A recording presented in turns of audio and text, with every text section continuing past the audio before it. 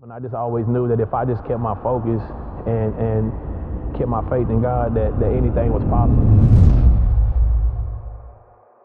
Yeah, baby, it's your boy Mike Shelton. I just want to welcome y'all right now to my channel. Make sure you hit that like button, that subscribe button, all them buttons that you can hit. Hit them right now. Make sure you follow me for more motivational content, and let's get it. Check it out, everybody. I'm finna take you back right now where I'm from, 3516 Bernie Avenue in Fort Smith, Arkansas. This is the house that I grew up in, and I'm gonna be honest with y'all. I haven't been in this house in like 7 years, so things got a little emotional, things got a little funny at times, but listen, I'm gonna let you figure out what you think it was, man. Check this video out. We'll be right back.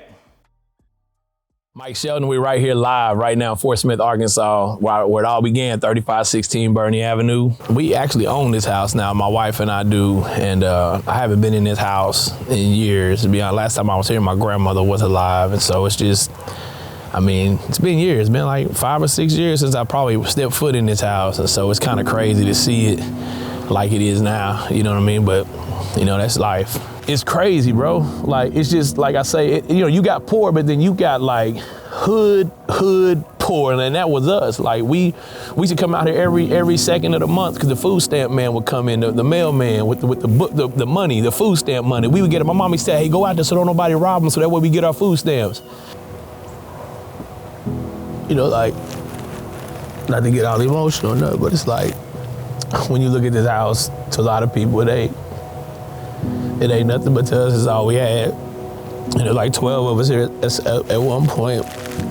And to kind of see how she left it, with her clothes still hung up, and kind of see where she laid at, and just to see it, the ceilings torn down and falling in, and the mold, and it just looks terrible now. But like, this house literally like raised so many of us, so many people in this neighborhood, and it's where I came from, but it's kind of like a metaphor now. It's just, you know what I mean, everything in it, there's no life in it no more, you know, so it's just, whew.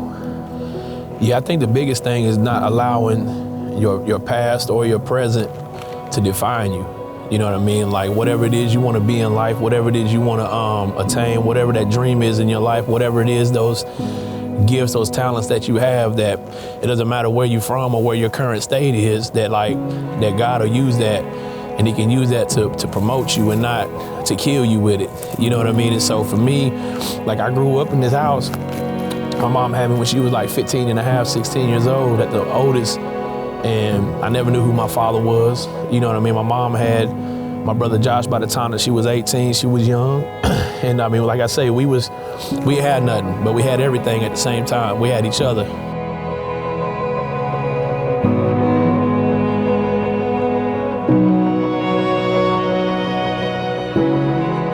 Me, I could have used a lot of that. You know, my mom, she overdosed on drugs and died. My brother was killed. I could have used all of that, you know what I mean, to defeat me, but I knew that God had a calling on my life. I just always knew that I wasn't gonna allow my surroundings to dictate my future.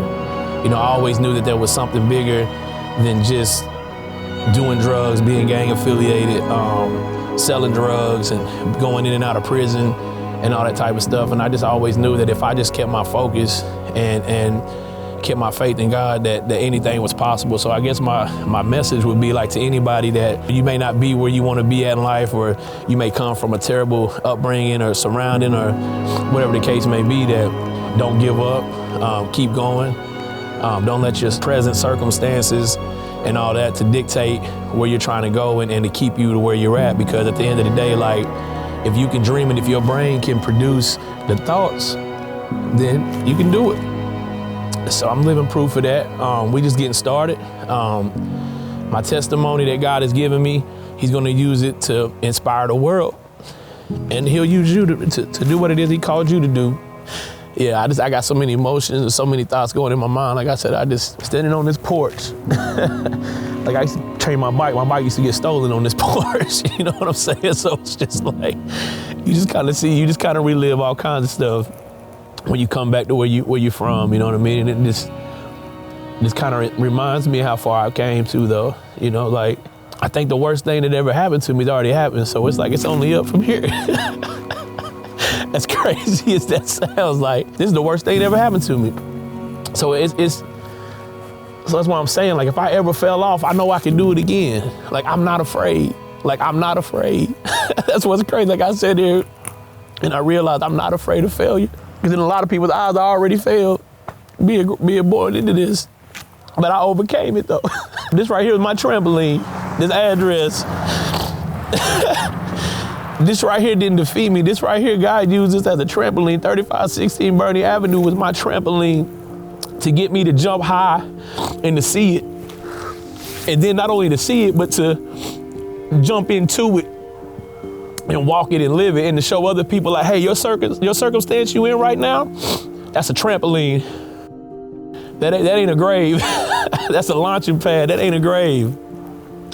That's gonna set you up. That's gonna send you forward. That's gonna push you to where God has you. Those things that he has for you, man, you're gonna do it. And it's like, this right here for me is just a reminder, like coming here and seeing this, and like seeing this house broke down, seeing these ceilings caved in, seeing all that black mold in there that we can't even shoot in there right now because we could get sick. Like, this right here is not even a cemetery for me. Like, this right here is like my launching pad. The things that was created and set up for me to fail, God used it for me to succeed. And that's the beauty in it, man. Like, whatever it is, the circumstances you're in that you feel like it's set up for your failure, no, man. Use them and allow God to use it to succeed you, to move you forward, to blast you into where it is he's called you to do. Those things that keep you up at night, that's why they're there. Not to kill you, but to push you. Those right there is gonna be your trampoline. I don't know why I keep using that word trampoline. But a trampoline gets you high. It allows you to see things, and you can have fun when you're in the air. And it's just that moment. I'm where I'm at because of the grace of God, not because of Mike Shelton. Now, I did take forth the action and put forth the action behind the thought and all that stuff. And I did stay away from certain situations and, you know, and substances. But it's like, at the same time, it's like there's a lot of Mike Sheltons out here too, though. People that made it, that might not have knew they was gonna make it, but they did. They just need a chance. And so if I got resources, if I got the favor, it ain't no ifs, I got it. It's like, why not do something, you know what I mean, and like, and help serve them. Yeah, that's just what I want. I just want to figure it out. I don't know what that looks like. I don't have all the answers, but we're here, and it's a reason. So let's figure it out and let's do it.